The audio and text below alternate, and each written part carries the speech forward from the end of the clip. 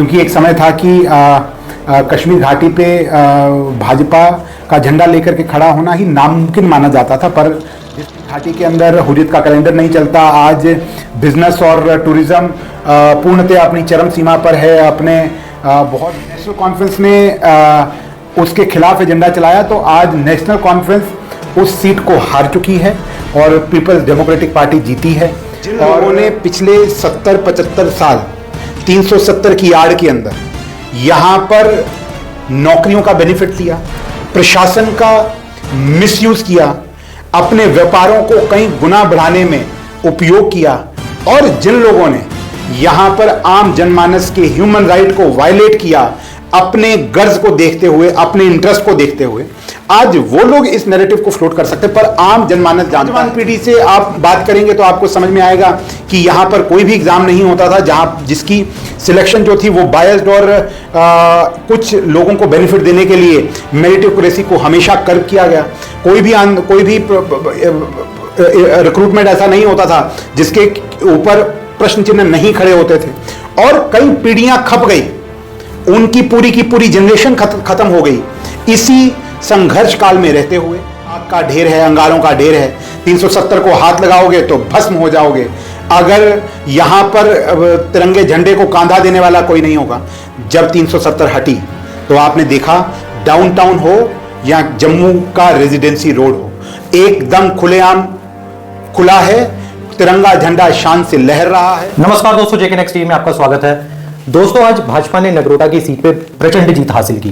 प्रचंड जीत इसलिए कि जिस तरह से वोटों का मार्जिन दिख रहा है उस तरह से दिख रहा है कि ये प्रचंड जीत है, क्योंकि अगर हम देवयानी राणा जी की बात करें तो एक नई उम्मीदवार थी, नई पार्टी में आई थी, तो कहीं ना कहीं लोगों को इस तरह से लग रहा था कि क्या पता वो स्वर्गीय देवेंद्र सिंह राणा जी की लेगेसी को आगे चला पाए या ना चला पाए, लेकिन एक अच्छे मार्जिन से उन्होंने जीत हासिल की। इस जीत में कई किरदार हैं। कुछ ने कैमरा के सामने आके अपना किरदार निभाया, कुछ ने कैमरा के पीछे भी किरदार निभाया। हमारे साथ आज ऐसे ये किरदार हैं क्योंकि कहीं ना कहीं युवा मोर्चा ने इस जीत में बड़ा किरदार निभाया है, और कहीं ना कहीं युवा मोर्चा का एक बड़ा रोल है उनकी जीत में। हमने देखा कि युवा मोर्चा दुर्गम रास्तों में, क्योंकि नगरोटा एक विराट सीट है, अलग अलग दुर्गम रास्ते, पहाड़ी इलाका जहाँ पे रास्ते भी नहीं थे, वहाँ भी जो युवा मोर्चा के जो कार्यकर्ता थे वो गए। उन्होंने जो देवयानी राणा जी के और भाजपा के पक्ष में जो चुनाव प्रचार किया। तो आज हमारे साथ युवा मोर्चा के प्रदेश अध्यक्ष श्री अरुण प्रभात जी हैं। उनसे बात करते हैं कि आखिर उनके लिए जीत कितनी मायने रखती है। उनकी भी वीडियोज देखी कि उन्होंने किस तरह से प्रचार किया, नंगे पैरों गए और लोगों से डोर टू डोर जाके उन्होंने बातचीत की, और कहीं ना कहीं बड़ा किरदार निभाया इस जीत में। अरुण जी, बहुत बहुत स्वागत है आपका जेके नेक्स्ट टीवी में। बहुत बहुत धन्यवाद जी। अरुण जी, हमने देखा कि आपने काफ़ी ऐसे रास्तों पे गया जहाँ पे रोड्स नहीं थे, आप पहाड़ी इलाकों में गए, हमने कुछ वीडियोस आपकी देखी हैं। तो मुझे ये बताइए कि किस तरह का आपको आगे से रिस्पांस मिला और लोगों की क्या समस्याएं आपको वहाँ पर दिखी हैं? देखिए, एक तो कोई भी चुनाव होता है उसको भारतीय जनता पार्टी 365 दिन काम करने वाली पार्टी है, जिसके एक वर्किंग कल्चर और जिसकी संस्कृति, कार्य संस्कृति के अंदर ये बहुत बड़ा हिस्सा है कि हम लोग 365 दिन काम करते हैं।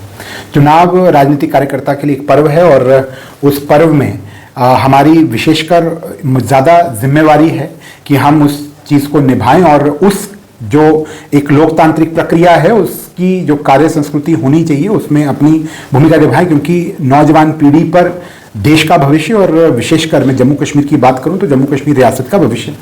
स्थापित होता है। आप देखिए कि जिस तरीके से 2 बाई इलेक्शंस थी जम्मू कश्मीर में, एक बडगाम की सीट पर जहां पर मुख्यमंत्री 2 सीटों पर लड़े और एक उन्होंने विकेट की, तो और दूसरी जम्मू में नगरोटा विधानसभा क्षेत्र जहां पर स्वर्गीय देवेंद्र सिंह राणा जी जीत करके आए थे, और उनका स्वर्गवास होने के कारण वो सीट भी विकेट हो गई और वहां पर भी उपचुनाव हुआ। भारतीय जनता युवा मोर्चा की भूमिका दोनों ही चुनावों के अंदर, दोनों ही बाई इलेक्शन में बहुत महत्वपूर्ण थी, क्योंकि बडगाम कश्मीर घाटी का हिस्सा है, और जिस तरीके से आप जानते हैं कि हमारे लिए बड़ा एक चैलेंजिंग ग्राउंड भी है, क्योंकि एक समय था कि कश्मीर घाटी पे भाजपा का झंडा लेकर के खड़ा होना ही नामुमकिन माना जाता था। पर जिस तरीके से आपने हाल ही के सालों में एक बहुत बड़ा बदलाव देखा और एक चेंज देखा, इसका श्रेय मैं अगर किसी को दूंगा तो वो देश के यशस्वी प्रधानमंत्री जी, जिनकी एक सोच है सबका साथ, सबका विकास, सबका विश्वास, और जिन्होंने ना जात ना मजहब देख करके जो स्कीम्स का और जितनी नीतियां बनाई उसका जो बेनिफिट मिला, और 370 को हटा करके जो एक बदलाव जम्मू कश्मीर ने पिछले 5 साल के अंदर देखा है वो अभूतपूर्व है। आज कश्मीर घाटी के अंदर हुर्रियत का कैलेंडर नहीं चलता। आज बिजनेस और टूरिज्म पूर्णतः अपनी चरम सीमा पर है, अपने बहुत बड़े स्तर पर, चाहे वो टैक्सी वाला है, चाहे वो आम जनमानस है, चाहे वो दुकानदार है, चाहे वो टूरिज्म इंडस्ट्री से जुड़ा हुआ व्यक्ति है, कोई हॉर्टिकल्चर इंडस्ट्री से जुड़ा हुआ व्यक्ति है। आज उन सबका जो रोजगार व्यापार जो है वो उस इंडस्ट्री से जुड़ा है और सब खुश हैं पिछले 6 साल से। और इसीलिए जब नेशनल कॉन्फ्रेंस ने उसके खिलाफ एजेंडा चलाया तो आज नेशनल कॉन्फ्रेंस उस सीट को हार चुकी है और पीपल्स डेमोक्रेटिक पार्टी जीती है। और भारतीय जनता पार्टी ने अपना पूरा जोर शोर से चुनाव लड़ा और जितना समर्थन आपने देखा होगा चुनाव के अंदर हमको मिला, और युवा मोर्चा के कार्यकर्ता ने घर घर जाकर के डोर टू डोर कैंपेन की है। नगरोटा विधानसभा बड़ी डाइवर्सिफाइड विधानसभा है, 2 ब्लॉक, घरोटा हमारा बलवाल ब्लॉक और मथवार ब्लॉक इस हिस्से में, और दूसरी तरफ हमारा डंसाल ब्लॉक और नगरोटा ब्लॉक, 4 ब्लॉक्स का ये विधानसभा है जो एक तरफ रियासी से लगती है, दूसरी तरफ उधमपुर से लगती है, एक तरफ सांबा से लगती है, एक तरफ जम्मू से लगती है। तो एक बहुत दुर्गम क्षेत्र है, बहुत दूरदराज का क्षेत्र है। युवा मोर्चा का अध्यक्ष होने के नाते हमारी जिम्मेवारी थी कि हम हर जगह पहुंचे, हर क्षेत्र पर पहुंचे, हर वोटर मतदाता तक पहुंचे और उस तक अपने जो कैंडिडेट है उसका भी परिचय पहुंचाएं और उनके बारे में और पार्टी की नीतियां और पार्टी के किए गए कार्यों को भी लेकर के जाएं। और जो हमने किया पिछले 12-15 दिन के अंदर, जो एक पूरा चुनावी कैंपेन चली, उसमें अपनी भूमिका को समझते हुए, निभाते हुए हमने अपनी भूमिका निभाई। और मुझे बड़ी खुशी है कि मतदाताओं ने प्रचंड बहुमत के साथ नगरोटा विधानसभा में हमारी प्रत्याशी सुश्री देवयानी राणा जी को भी जिता करके भेजा और लगभग 25,000 की लीड के साथ उनको जिताया। वहीं पर मैं सभी मतदाताओं का बहुत बहुत धन्यवाद भी करता हूं और वहीं पर पार्टी के कार्यकर्ता, चाहे वो बूथ स्तर पर काम करने वाला कार्यकर्ता है, पन्ना प्रमुख है, शक्ति केंद्र का प्रमुख है, और पार्टी के जितने भी नेतृत्व, जितना भी हमारे नेतागण हैं, उन सबके एक सामूहिक, एक कंसंट्रेटेड, एक कंटिन्यूस एफर्ट के कारण हमको जीत मिली है। वहीं पर एक देवयानी राणा जी की साफ सुथरी छवि और एक नौजवान होने के नाते एक विल पावर, एक इच्छा शक्ति और लोगों के प्रति कर्मठता और उनके प्रति कमिटमेंट के ऊपर ये वोट मिला है। और मैं जरूर विश्वास से कह सकता हूं कि उनकी आशाओं और अपेक्षाओं पर अगले 5 साल हमारी कैंडिडेट सुश्री देवयानी राणा जी काम करेंगे। और भारतीय जनता पार्टी का जो मूल उद्देश्य और मूल मंत्र है, सबका साथ, सबका विकास और सबका विश्वास, कि हर जात को, हर मत को, हर पंथ को एकत्व के भाव से, एकता के भाव से देख करके उस तक, जहां तक आज भी सुशासन नहीं पहुंचा, वहां तक पहुंचाने का काम करेंगे। और मैं ये आश्वस्त होकर के बता सकता हूं, क्योंकि उनकी कमिटमेंट और जिस तरीके से वो युवा मोर्चा में पिछले कई सालों से एक हमारी ही टीम में वाइस प्रेसिडेंट के नाते काम कर रही थी, बड़ी कमिटेड भी हैं और कई सालों से काम कर रही थी। और मुझे जरूर विश्वास है वो नगरोटा जनसभा विधानसभा के आम जनमानस की आशाओं अपेक्षाओं के ऊपर खरी उतरेंगी। जी अरुण जी, जिस तरह से आप युवा मोर्चा के अध्यक्ष भी हैं, तो धारा 370 एक बड़ी महत्वाकांक्षी जो मूव थी फ्रॉम बीजेपी गवर्नमेंट, तो क्या आपको लगता है कि बीजेपी के कार्यकर्ता जनता तक इस मुद्दे को सही ढंग से पहुंचा पाए हैं कि इसके कितने फायदे हैं? क्योंकि आज हम देखते हैं कि अगर कहीं थोड़ी सी चोरी भी होती है तो लोग उसका दोष धारा 370 टूटने पे लगा देते हैं। तो कहीं ना कहीं आपको लगता है कि आप पूरी तरह से उस मैसेज को पॉजिटिवली लोगों तक पहुंचा पाए कि धारा 370 और 35 से या फिर उससे जम्मू कश्मीर का डेवलपमेंट रुका था? देखिए, ये पहुंचाने की आवश्यकता तो तब होती जब लोग अनजान होते हैं। लोग यहाँ के, चाहे वो हिंदू है, चाहे वो मुसलमान है, चाहे वो पहाड़ी है, चाहे वो मैदानी इलाके का रहने वाला है, चाहे वो गुजर बकरवाल है, चाहे वो बैकवर्ड एरिया का व्यक्ति है, बैकवर्ड कम्युनिटी से बिलोंग करता है, चाहे वो बॉर्डर पर रहने वाला है, हर व्यक्ति प्रताड़ित रहा है। हर व्यक्ति अनुच्छेद 370 से प्रताड़ित रहा है। इसको बताने की कहीं पर भी आवश्यकता नहीं है। हाँ, ये जो एक परसेप्शन, एक नैरेटिव कुछ तबके द्वारा किया जाता है, उसके पीछे की स्पिरिट को समझना चाहिए। जिन लोगों ने पिछले 70-75 साल 370 की आड़ के अंदर यहां पर नौकरियों का बेनिफिट लिया, प्रशासन का मिसयूज किया, अपने व्यापारों को कई गुना बढ़ाने में उपयोग किया, और जिन लोगों ने यहां पर आम जनमानस के ह्यूमन राइट को वायलेट किया, अपने गर्ज को देखते हुए, अपने इंटरेस्ट को देखते हुए, आज वो लोग इस नैरेटिव को फ्लोट कर सकते, पर आम जनमानस जानता है कि किस तरीके से इसने हमको बैकवर्ड रखने में क्या भूमिका निभाई है अनुच्छेद 370 ने, किस तरीके से फॉरेस्ट राइट एक्ट को रोका गया, गुज्जर बकरवाल के जो एक बेसिक राइट्स थे, चाहे वो उनकी पॉलिटिकल रिजर्वेशन की बात हो, चाहे वो कोली हो, गधा ब्राह्मण हो, चाहे वो ऐसे समाज जिन लोगों को कई सालों से जो लोग प्रताड़ित थे, जो लोग डिजर्व करते थे, बैकवर्ड स्टेटस डिजर्व करते थे, आज तक उनको नहीं दिया गया, चाहे वो बॉर्डर एरिया के रहने वाले लोग जिनको 5% जिनको रिजर्वेशन ALC और बॉर्डर सर्टिफिकेट बना करके बेनिफिट दिया गया, चाहे वो जिनका ह्यूमन राइट वायलेशन हुआ, वेस्ट पाक रिफ्यूजीज हों, वाल्मीकिस हों, महिलाएं हों, वो किसी भी तबके को आप उठा लें, नौजवान पीढ़ी से आप बात करेंगे तो आपको समझ में आएगा कि यहां पर कोई भी एग्जाम नहीं होता था जहां जिसकी सिलेक्शन जो थी वो बायस्ड और कुछ लोगों को बेनिफिट देने के लिए मेरिटोक्रेसी को हमेशा कर्व किया गया। कोई भी रिक्रूटमेंट ऐसा नहीं होता था जिसके ऊपर प्रश्न चिन्ह नहीं खड़े होते थे, और कई पीढ़ियां खप गई, उनकी पूरी की पूरी जनरेशन खत्म हो गई इसी संघर्ष काल में रहते हुए, इसी चीजों से जूझते हुए। और उनके संरक्षणकर्ता एक समय पर बयानबाजी करते थे कि ये आग का ढेर है, अंगारों का ढेर है, 370 को हाथ लगाओगे तो भस्म हो जाओगे, अगर यहां पर तिरंगे झंडे को कांधा देने वाला कोई नहीं होगा। जब 370 हटी तो आपने देखा डाउनटाउन हो या जम्मू का रेजिडेंसी रोड हो, एकदम खुलेआम खुला है, तिरंगा झंडा शान से लहर रहा है। हर बार हर घर तिरंगा कैंपेन जो है कश्मीर घाटी के अंदर हो, जम्मू का कोई भी क्षेत्र हो, उसको पूरा मान सम्मान दिया जाता है। जबकि हर घर तिरंगा कैंपेन जो है उन इलाकों में भी आज बड़े शान से तिरंगा लहराया जाता, जहां पर एक समय पर फौज का जाना भी मुश्किलों भरा रहता था। हम सब देखते हैं 2014 से पहले कैसी कैसी वीडियोज आती थी कि फौज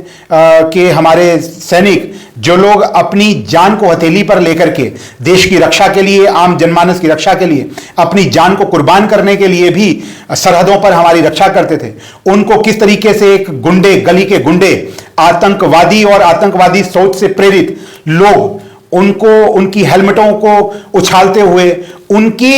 एक डिसिप्लिन में, एक अनुशासन में बंधे रहने की कमजोरी का लाभ लेते हुए, या एक मतलब जिन्होंने देश को सुरक्षित रखने के लिए कस्में खाई हैं, उनका मजाक उड़ाना, उनकी उल्हाना करना, और किस तरीके से वीडियोस निकला करते थे और किस तरीके से सॉफ्ट टेररिज्म और टेररिज्म को प्रमोट किया जाता था। पर देश के यशस्वी प्रधानमंत्री जी की जो कमिटमेंट है जीरो टॉलरेंस टुवर्ड टेररिज्म, उसको हमने जमीन पर स्थापित होते हुए देखा है, और किस तरीके से आतंकवाद को कर्व किया जाना चाहिए और उनके संरक्षणकर्ता और उनके सपोर्टर, सिंपैथाइजर्स को किस तरीके से UAPA के अंदर बंद किया गया, और आज उनके ऊपर जब आयरन फिस्ट के साथ प्रहार किया गया है तो आपने देखा किस बड़े स्तर के ऊपर उसके ऊपर लगाम भी लगी है, और आज आम जो जम्मू कश्मीर का बाशिंदा है वो खुलेआम जी रहा है। मैं आपको एक उदाहरण देते हुए मैं अपनी बात को यहां पे समाप्त करता हूं कि अभी एक टूरिस्ट जिन्होंने मुझे अपना एक्सपीरियंस बताया, उन्होंने वो दिल्ली से आए थे, तो जब वो उन्होंने शिकारा में डल लेक में बैठे और उन्होंने शिकारा वाले से पूछा कि यहां पर 370 हटने के बाद क्या फर्क आया, तो उसने कहा कोई फर्क नहीं है, बहुत ज्यादा फर्क नहीं है। तो उसने कहा मैंने जब 2-3-4 बार पूछा तो फिर चौथी बार उसने पूछा कि आपने कैमरा ऑन तो नहीं किया, तो उसने कहा नहीं मैंने कैमरा ऑन नहीं किया। तो उसने कहा सबसे बड़ा तो फर्क यह है कि मोदी साहब ने हमको यहां पर पहली बार पूरे 365 दिन 12 महीने हमको पैसे की आदत डाल दी। क्यों? क्योंकि आज 12 महीने 365 दिन टूरिज्म पीक पर है, वहां पर हर आदमी के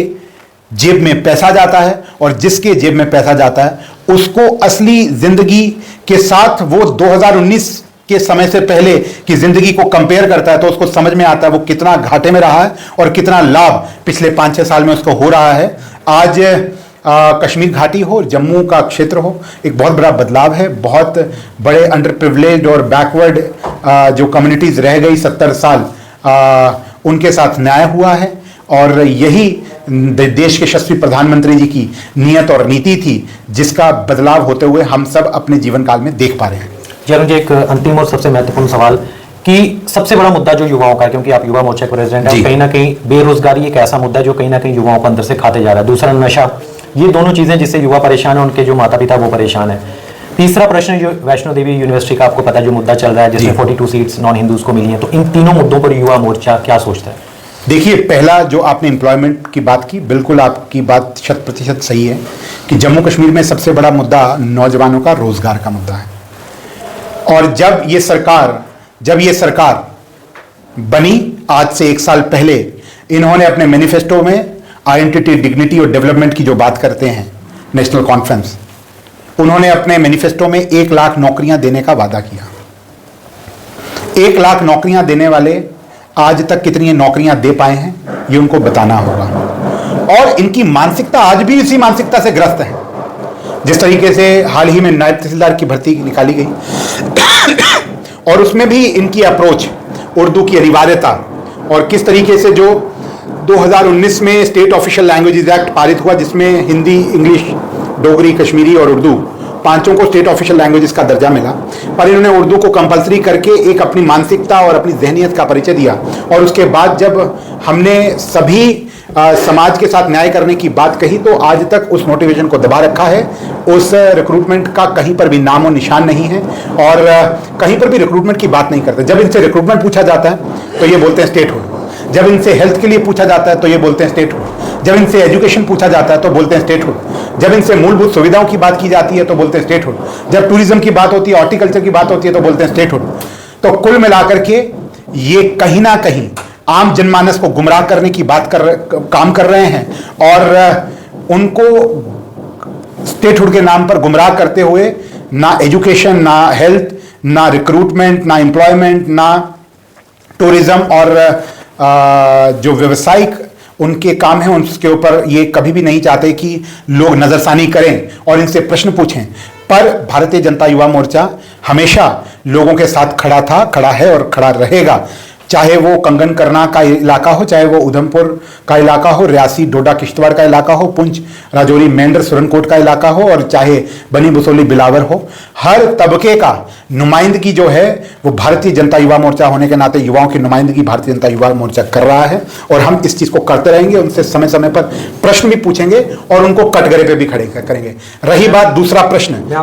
मैं आपको इसी क्वेश्चन पे पहले रोकना चाहूंगा। कहीं ना कहीं जो जनता का सवाल है वो मैं आपसे पूछना चाहता हूं क्योंकि आप दूसरे प्रश्न पे जा रहे हैं। जनता ये चाहती है कि युवा मोर्चा थोड़े और अच्छे तरीके से सामने आके मुखर होकर इन ये जो अनएम्प्लॉयमेंट का मुद्दा है इसको उठाए, क्योंकि हमने देखा नहीं है पिछले काफी लंबे समय से कि युवा मोर्चा ने इस चीज को लेकर कोई सामने आया है, फॉरवर्ड आया है या कोई स्ट्राइक हुई है या फिर कुछ ऐसे सड़क पे आया है, किसी तरह से सरकार को घेरने की कोशिश की है जिस तरह से पहले हुआ करता था। तो उस विषय में आप जनता को संबोधित करें कि कब इस तरह से होगा? देखिए, मैंने आपको पहले ही कहा कि हम लोग हमेशा 365 दिन we are committed for this cause और इसी कमिटमेंट को लेकर के हम आगे भी काम करते रहेंगे, आज तक भी काम करते रहे हैं। ये रही बात जहाँ तक आपने कहा लोगों का जो विषय है,